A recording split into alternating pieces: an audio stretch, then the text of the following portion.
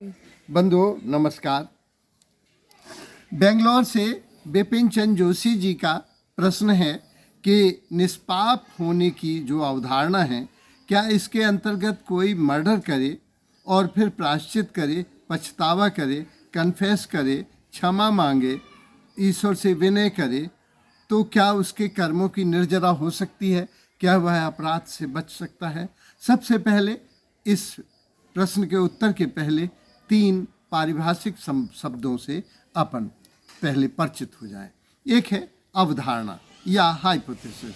Hypothesis कुछ आशाओं पर, कुछ विश्वासों पर, कुछ मान्यताओं पर, कुछ धारणाओं पर आधारित होती है। यह कोमल मन मस्तिष्क को समझाने के लिए या कठिन विषय वस्तु को समझाने के लिए हाइपोथेसिस या अवधारणा का उपयोग किया जाता है। दूसरा शब्द है संकल्पना या कंसेप्ट। यह कुछ तथ्यों के ऊपर, कुछ कल्पनाओं के ऊपर इस परिकल्पना का प्रयोग किया जाता है, इसे हम संकल्पना कहते हैं। और तीसरा है सिद्धांत, जो सार्वकालिक होता है, सर्वदेशज होता है, जैसे 2 और 2 4 या गुरुत्वाकर्षण का सिद्धांत। तो सिद्धांत, संकल्पना और अवधारणा में अंतर स्पष्ट होना चाहिए।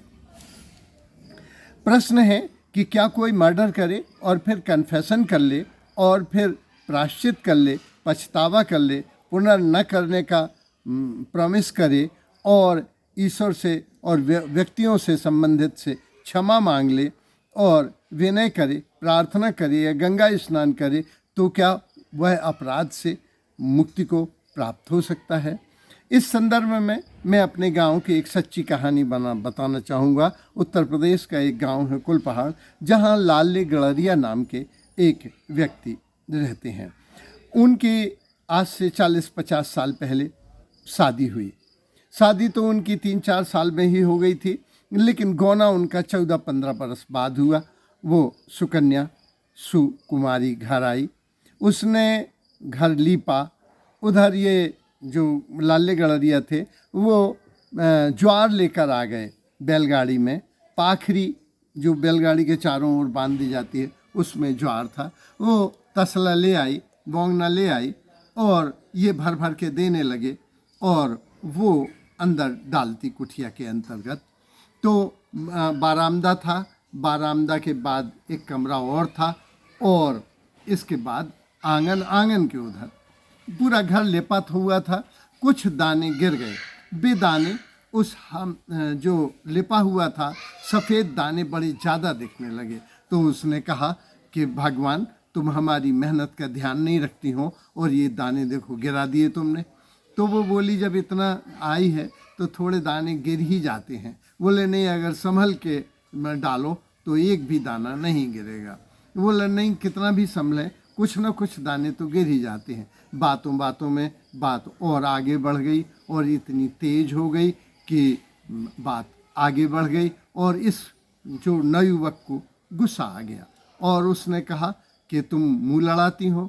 तो उसने कहा नहीं, हम अपनी बात कर रहे, लेकिन वो बातों में इतनी गर्मजोशी आ गई। जवान आदमी था, उसने खींच के एक चांटा मारा।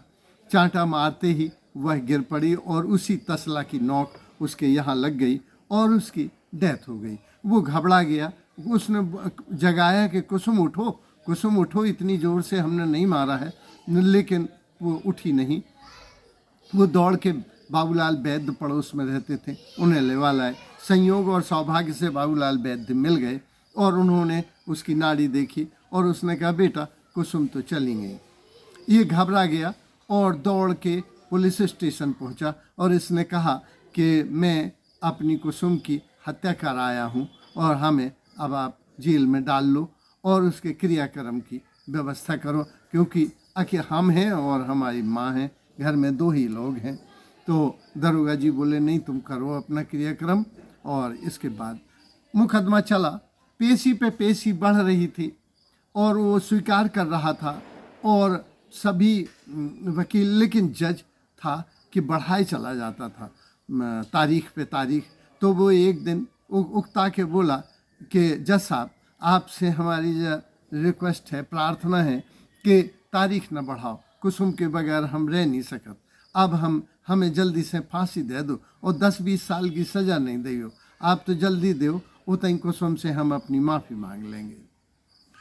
जज ने लिखा कि समुचित साक्ष्य और गवाह न होने की वजह से इसे बेदाग बरी किया जाता है और इसकी यही सज़ा है कि ये जिंदा रहे। लाले गड़रिया पिछले 50 सालों से अकेले, माँ भी विदा हो गई, आज अकेले ही रह रहे हैं। उन्हें समाज ने, उन्हें न्याय ने, उन्हें बेदाग बरी किया। तो कर्मों की अगर हम पूरे दिल से पछताएं, प्रायश्चित करें, यदि हम ईश्वर से क्षमा मांगें, जिससे गलती हो गई उससे क्षमा मांगें, तो ऐसी गीता की अवधारणा है कि उन पापों की निवृत्ति भी हो जाती है। इसी तरह से एक दूसरी कहानी भी है कि अभी पश्चिम में जो एक बड़े उद्योगपति जो 90 साल के थे, उन्हें लोगों ने कहा कि तुम जिंदगी भर कमाते रहे, अरे शादी तो तुमने की नहीं, स्त्री का भी अपना सुख होता है।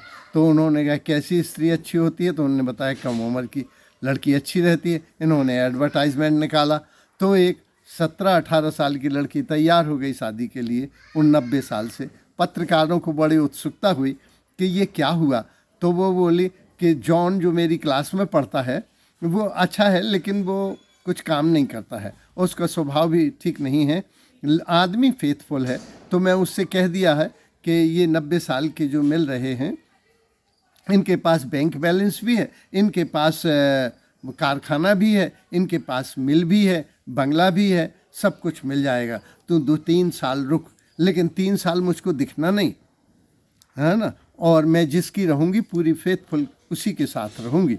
और ये तैयार हो गई। उससे पूछा कि बाबा से कि भैया तुम 90 साल के हो रहे हो, 17-18 साल की लड़की से शादी कर रहे हो। बोले लोगों ने बताया कि भाई कम उम्र की लड़की अच्छी होती है। तो मैंने एडवर्टाइज, ये तैयार है, मुझे कौन सर पे बांध के ले जाना है, ये मिल, ये फैक्ट्री, ये बैंक बैलेंस, ये कार, ये बंगला, तो आनंद ही ले लिया जाए। इस तरह से तो वो तैयार हो गए। गिरजे पे वे उस दिन चढ़ ही रहे थे और उसने भी सफ़ेद कपड़े पहने दुल्हन की बनने के लिए। बेस्ट फ्रेंड उसका आया हुआ था, लेकिन वो चढ़ ही रहे थे, सीढ़ियों से गिर गए और उनकी पेक्टोरल गर्डल, ये कूल्हे की हड्डी टूट गई। अगर 15 मिनट 10 मिनट नहीं टूटती, 10-15 मिनट पहले, तो उनका ब्याह होता।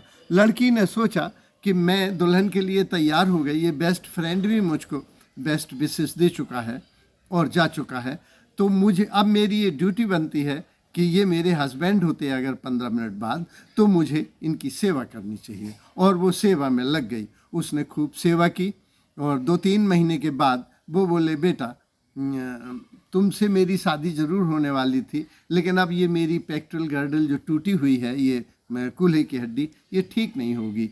अब तुम जिससे शादी करना चाहो कर सकती हो, अब तुम मेरी बेटी जैसी हो गई और मैं ये सारी इजाज़त तुम्हें देता हूँ। तो उसने उसका जॉन पाल का नाम बताया।